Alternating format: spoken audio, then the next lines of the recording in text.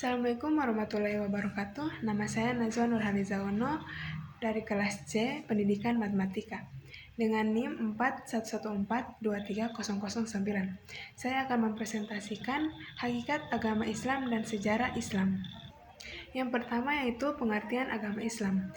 Pengertian agama secara umum dapat dilihat dari sudut bahasa atau etimologis dan sudut istilah atau terminologis.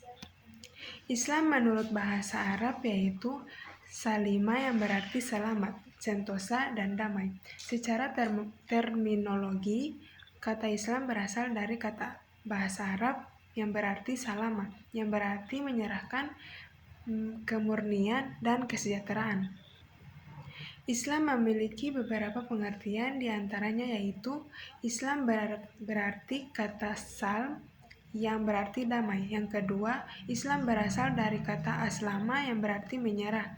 Yang ketiga, Islam berasal dari salim yang berarti bersih dan suci. Yang keempat, Islam berasal dari kata salam yang berarti selamat dan sejahtera.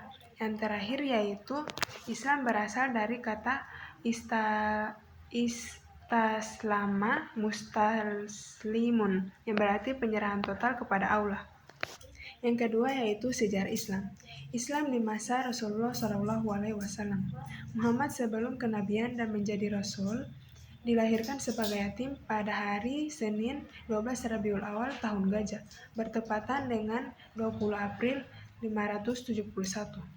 Ketika Muhammad menginjak usia 24 tahun, Abu Talib menawarkan Muhammad kepada Khadijah binti Huwailid untuk menjalankan perdagangan ke syariah. Beliau ditemani oleh Maisyarah. Keagungan Khadijah atas keagungan pribadi Muhammad menimbulkan hasrat untuk menjadikan beliau sebagai pendamping hidupnya. Pada malam Senin 17 Ramadan tahun 13 sebelum Hijrah bertepatan dengan 6 Agustus 610 Masehi. Selagi Muhammad berhalwat di Gua Hira, Jibril menyampaikan wahyu pertama,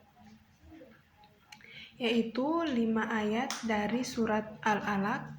Tidak lama setelah wahyu pertama turun, kemudian turun surat Al-Mudatsir ayat 1-7. Wahyu yang kedua ini berisi perintah Allah agar beliau memberi peringatan kepada umat manusia dan mengajak mereka supaya beribadah dan patuh hanya kepadanya.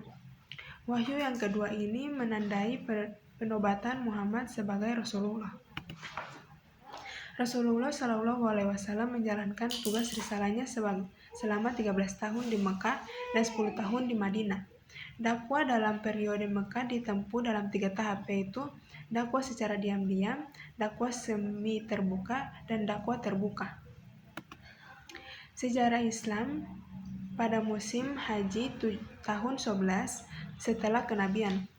Beberapa orang Khazraj, dua diantaranya dari Bani Najran masuk Islam.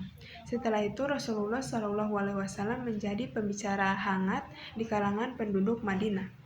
Pada musim haji tahun berikutnya, 12 orang laki-laki dan seorang perempuan dari Yatsrib menemui Rasulullah di Aqobah.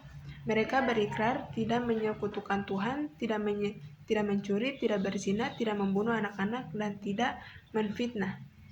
Setelah peristiwa itu, Rasulullah mengutus Mus'ab untuk mengajarkan Islam kepada penduduk Yatsrib. Setahun kemudian, sesuai menunaikan ibadah haji, terjadi Aqobah kedua. Didampingi oleh Abbas, 73 orang laki-laki dan 2 orang perempuan bertemu dengan Rasulullah di Aqobah.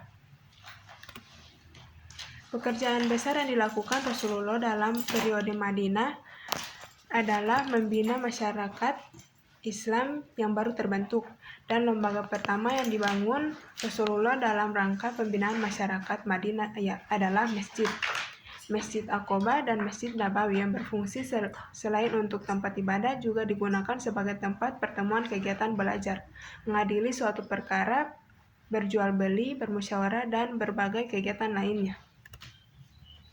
Sekian dari saya untuk presentasi hakikat sejarah Islam dan hakikat pengertian Islam. Assalamualaikum warahmatullahi wabarakatuh.